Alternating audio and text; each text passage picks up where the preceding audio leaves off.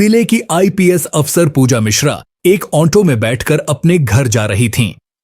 Auto driver को जरा भी अंदाजा नहीं था कि उसके ऑटो में बैठी महिला कोई आम औरत नहीं बल्कि जिले की आईपीएस अफसर है।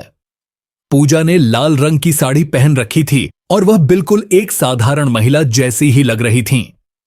वह अपने भाई की शादी में शामिल होने के लिए छुट्टी लेकर घर जा रही थीं और उन्होंने मन में सोचा था कि वह अपने भाई की शादी में आईपीएस अफसर बनकर नहीं बल्कि एक आम बहन बनकर ही जाएंगी।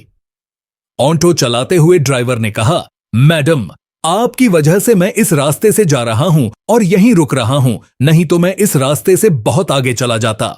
यह सुनकर आईपीएस अफसर पूजा ने ऑटो ड्राइवर से पूछा, लेकिन भाई ऐसा क्यों, रास्ते में क्या समस्या है? ऑटो ड्राइवर ने कहा, मैडम, इस रास्ते पर कुछ पुलिस वाले खड़े रहते हैं। हमारे इलाके का एक इंस्पेक्टर है, वह बिना किसी वजह के ऑटो का चालान काट देता है और बिना गलती के भी ऑटो ड्राइवरों से रुपए वसूलता है। अगर कोई उसकी बात नहीं मानता तो वह लोगों को मारता भी है। मुझे नहीं पता आज मेरी किस्मत में क्या लिखा है। भगवान से यही दुआ है कि आज वह इंस्पेक्टर रास्ते में न मिले, नहीं तो बिना गलती के भी मुझसे पैसे ले लेगा। पूजा मन ही मन सोचने लगी कि क्या वाकई यह ड्राइवर सच कह रहा है? क्या यहां का थाना इंस्पेक्टर इतना गलत काम करता है? थोड़ी दूर आगे बढ़ने पर उन्होंने देखा कि सड़क के किनारे इंस्पेक्टर विजय प्रताप अपने साथियों के साथ खड़ा था और गाड़ियों की जांच कर रहा था। जैसे ही ऑटो उनके सामने पहुंचा, इंस्पेक्टर विजय प्रताप ने डंडे से इशारा करके ऑटो रुकवा लिया और गुस्से में बोला, ए पायलट, नीचे उतर। क्या यह तेरे बाप की सड़क है जो इतनी तेज ऑटो चला रहा है? कानून से डर नहीं लगता? अब जल्दी से 10,000 रुपए का चालान भर। यह कहते हुए उसने चालान की किताब निकाल ली।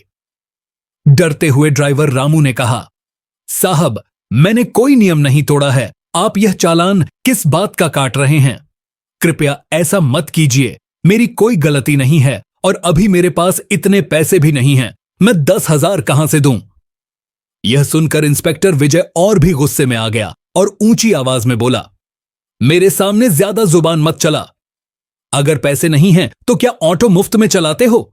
जल्दी से ऑटो के कागज निकालो, कहीं यह ऑटो चोरी का तो नहीं है? ड्राइवर ने जल्दी से सारे कागज निकाल कर दिखा दिए। कागज बिल्कुल सही थे, सब पूरे थे। फिर भी इंस्पेक्टर विजय बोला, कागज तो ठीक है लेकिन चालान तो देना पड़ेगा।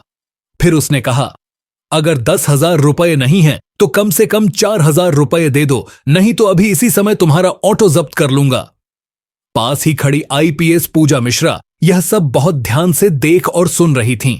उन्होंने देखा कि कैसे इंस्पेक्टर विजय प्रताप एक गरीब और मेहनती ऑटो ड्राइवर को बेवजह परेशान कर रहा था और उससे पैसे निकलवाने की कोशिश कर रहा था।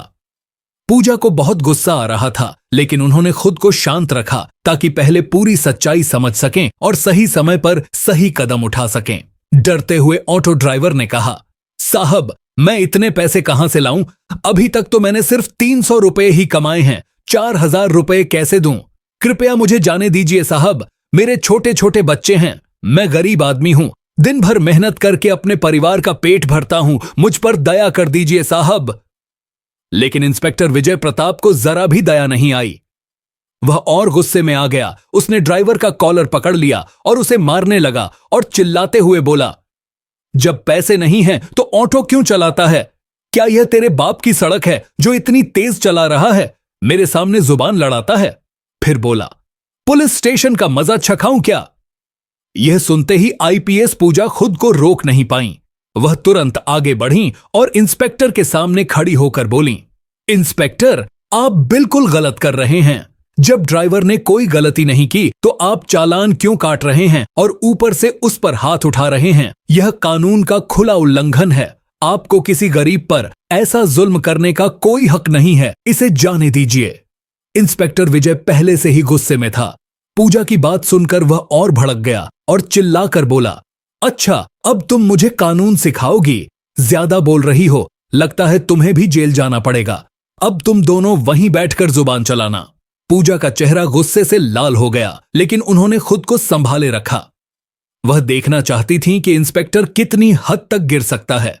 इंस्पेक्टर विजय को जरा भी अंदाजा नहीं था कि उसके सामने साड़ी में खड़ी यह साधारण दिखने वाली महिला कोई आम औरत नहीं बल्कि जिले की आईपीएस अफसर पूजा मिश्रा है। इसके बाद विजय प्रताप ने अपने साथियों को आदेश दिया, दोनों को पुलिस स्टेशन ले चलो, वहीं देखेंगे इनकी जुबान कितनी चलती है। फिर एक पुरुष सिपाही और 2 महिला सिपाही आगे आए और ड्राइवर और आईपीएस पूजा को पकड़ लिया। जब वे पुलिस स्टेशन पहुंचे तो इंस्पेक्टर विजय सिंह ने कहा, दोनों को यहां बैठा दो, अब देखते हैं यहां ये दोनों क्या करते हैं, इनकी औकात क्या है यह तो दिखानी पड़ेगी। सिपाहियों ने दोनों को एक बेंच पर बैठा दिया। विजय प्रताप अपनी कुर्सी पर बैठा ही था कि उसके मोबाइल पर एक कॉल आ गया। उसने कॉल उठाकर कहा, हाँ, आपका सारा काम हो जाएगा, उस केस में आपका नाम नहीं आएगा, बस मेरे पैसे तैयार रखना, चिंता मत करो, मैं सब काम करवा दूंगा। आईपीएस पूजा मिश्रा और ऑटो ड्राइवर दोनों यह सब बैठकर सुन रहे थे। पूजा मन ही मन सोच रही थी कि यह इंस्पेक्टर सिर्फ सड़क पर ही लोगों को पकड़कर परेशान नहीं करता, बल्कि पुलिस स्टेशन के अंदर भी रिश्वत लेकर काम करता है। यह गरीब लोगों को लूटता है और उनसे उनके हक छीनता है। पूजा ने अपना गुस्सा दबा कर रखा। वह जानती थी कि अभी गुस्से में कुछ करना ठीक नहीं होगा। सही सबूत और सही तरीके से ऐसा करना होगा कि पूरी पुलिस व्यवस्था और पूरा शहर इसे देख सके। वह मन ही मन योजना बना रही थी कि इस इंस्पेक्टर को सबके सामने कैसे बेनकाब किया जाए। पास बैठा ऑटो ड्राइवर बहुत परेशान था और अपने घर और बच्चों की चिंता कर रहा था। पूजा ने उसकी तरफ देखा और शांत आवाज में कहा, घबराओ मत, यह इंस्पेक्टर तुम्हारा कुछ नहीं बिगाड़ सकता, मैं तुम्हारे साथ हूं, मैंने सब कुछ देखा है और मैं सब सामने लाऊंगी, इसमें तुम्हारी कोई गलती नहीं है, तुम सुरक्षित हो। मैं कोई आम औरत नहीं हूं, मैं जिले की आईपीएस अफसर पूजा मिश्रा हूं। मैं इस इंस्पेक्टर के सारे गलत काम जान चुकी हूं, इसलिए अभी चुपचाप सब देख रही हूं। सही समय आने पर मैं सब लोगों के सामने इसकी सच्चाई दिखाऊंगी। यह सुनकर ऑटो ड्राइवर को थोड़ी राहत मिली। उसने गहरी एक सांस ली और बोला, क्या आप सच में आईपीएस मैडम हैं? लेकिन जब मेरे साथ यह सब हो रहा था तब आपने कुछ क्यों नहीं कहा? आपने मुझे बचाया क्यों नहीं? कहीं आप झूठ तो नहीं बोल रही, या फिर आप इन लोगों से मिली हुई तो नहीं हैं? ड्राइवर थोड़ा घबराया हुआ था। पूजा ने उसे शांत करते हुए कहा, नहीं, मैं इन लोगों से बिल्कुल नहीं मिली हूं। मैं इंस्पेक्टर को पूरी तरह बेनकाब करने के लिए चुप बैठी हूं। मैं यह देखना चाहती हूं कि यह और कितने गलत और गैरकानूनी काम करता है, वरना अगर मैं चाहूं तो इसे अभी सस्पेंड करवा सकती हूं। तुम बस इंतजार करो, फिर देखना क्या होता है। कुछ देर बाद इंस्पेक्टर विजय प्रताप अपने केबिन में चला गया। फिर उसने एक हवलदार को बुलाकर कहा, उस ऑटो ड्राइवर को बुलाकर लाओ। हवलदार बाहर गया और ड्राइवर से बोला, साहब ने आपको अंदर बुलाया है। यह सुनकर ड्राइवर डर गया, लेकिन पूजा ने उसे हिम्मत दी और कहा, डरो मत, जो भी होगा मैं सब संभाल लूंगी। ड्राइवर इंस्पेक्टर के पास गया। इंस्पेक्टर राणा उसे देखते हुए हंसकर बोला, देख, अगर तू अपना ऑटो बचाना चाहता है तो मुझे 4000 रुपए देने होंगे, बस यही रास्ता है, नहीं तो तेरा ऑटो जब्त कर दूंगा और ऊपर से तू मेरा दुश्मन भी बन जाएगा। पूरे इलाके में मेरा राज है, मैं जो चाहूं कर सकता हूं, मुझसे टकराने की मत सोच, वही कर जो मैं कहता हूं, जल्दी से 4000 रुपए का चालान भरो। यह सुनते ही ड्राइवर का दिल जोर जोर से धड़कने लगा। वह रोते हुए बोला, साहब ऐसा मत कीजिए, मेरी हालत देखिए, मेरे पास अभी इतने पैसे नहीं हैं, मैं आपको 4000 रुपये कैसे दूं? मुझे छोड़ दीजिए, घर पर मेरे छोटे छोटे बच्चे हैं, मैं उन्हें क्या खिलाऊंगा? इंस्पेक्टर ने गुस्से में कहा, मुझे तुम्हारी हालत से कोई मतलब नहीं है, पैसे दो वरना बर्बाद हो जाओगे, तुम्हारा परिवार भी परेशान होगा, आज पैसे देने ही पड़ेंगे। डर के कारण ड्राइवर ने जल्दी से अपनी जेब से 2000 रुपए निकाले और इंस्पेक्टर को देते हुए कहा, साहब मेरे पास बस यही हैं, कृपया इन्हें रख लीजिए और मुझे छोड़ दीजिए। पैसे लेते हुए इंस्पेक्टर बोला, ठीक है, बाहर जाकर बैठो और जो औरत तुम्हारे साथ आई है उसे भेजो। ड्राइवर बाहर आया और बोला, मैडम साहब आपको बुला रहे हैं। पूजा बिना किसी हिचक के उठी और अंदर चली गईं। इंस्पेक्टर विजय प्रताप ने पूछा, तुम्हारा नाम क्या है? पूजा ने पूरे भरोसे से कहा, मेरा नाम जानकर आप क्या करेंगे? पहले आप अपना नाम बताइए और यह भी बताइए कि आपने मुझे क्यों बुलाया है। यह सुनकर इंस्पेक्टर हैरान रह गया। उसे यकीन नहीं हो रहा था कि एक साधारण सी दिखने वाली महिला उससे इतनी हिम्मत और भरोसे से बात कर रही है। उसने कहा, ज्यादा अकड़ मत दिखाओ, हमारी हर अकड़ की दवा है, 2 डंडे पड़ेंगे तो सारी अकड़ निकल जाएगी। अगर घर जाना है तो जल्दी से 2000 रुपये निकालो, नहीं तो जेल जाना पड़ेगा। पूजा ने बिना डरे कहा, मैं आपको 1 रुपया भी नहीं दूंगी, मैंने कोई गलती नहीं की है। आप मुझसे पैसे क्यों मांग रहे हैं? बिना वजह पैसे लेना क्या सही है? आप कानून मानते हैं या खुद ही कानून तोड़ रहे हैं? आपने जो वर्दी पहनी है उसका मतलब क्या है? सिर्फ गरीबों को डराना और उनसे पैसे वसूलना, क्या यही आपकी ड्यूटी है? यह सुनकर इंस्पेक्टर विजय प्रताप और भड़क गया। उसने गुस्से में सिपाही को बुलाकर चिल्लाया, इस औरत को अभी लॉकअप में डाल दो। सिपाही ने आदेश मान लिया और आईपीएस मैडम को लॉकअप में बंद कर दिया। वहां किसी को भी यह अंदाजा नहीं था कि आज जो हो रहा है उसके नतीजे कितने बड़े होने वाले हैं। पूजा बिना कुछ कहे शांत खड़ी रहीं। उनकी आंखों में गुस्सा नहीं बल्कि पक्का इरादा साफ दिख रहा था। कुछ समय बाद पुलिस स्टेशन के बाहर एक पुलिस गाड़ी आकर रुकी। गाड़ी से आई एस अजय मेहता उतरे। उनके चेहरे पर साफ गुस्सा दिख रहा था। वह सीधे अंदर गए और सिपाही से बोले, मैंने सुना है कि यहां एक औरत को लॉकअप में बंद किया गया है। सिपाही थोड़ा घबरा गया और बोला, जी सर, लेकिन क्या बात है? तभी इंस्पेक्टर विजय प्रताप बाहर आया और बोला, कौन है, क्या मामला है? अजय मेहता ने उसे देखते हुए कहा, तुमने एक औरत को लॉकअप में डाला है, मैं उसे देखना चाहता हूं। विजय प्रताप बोला, हां सर, डाला है, आइए दिखाता हूं। और वह अजय मेहता को लॉकअप तक ले गया। उसे जरा भी अंदाजा नहीं था कि अब जो होने वाला है वह उसकी जिंदगी का सबसे बड़ा झटका होगा। लॉकअप में बंद औरत को देखते ही अजय मेहता चिल्ला पड़े, तुमने यह क्या कर दिया? क्या तुम्हें पता है यह कौन है? यह हमारे जिले की आईपीएस मैडम हैं। यह सुनते ही विजय सिंह के पैरों तले जमीन खिसक गई। वह डरते हुए बोला, यह आईपीएस मैडम हैं, मुझे बिल्कुल भी पता नहीं था।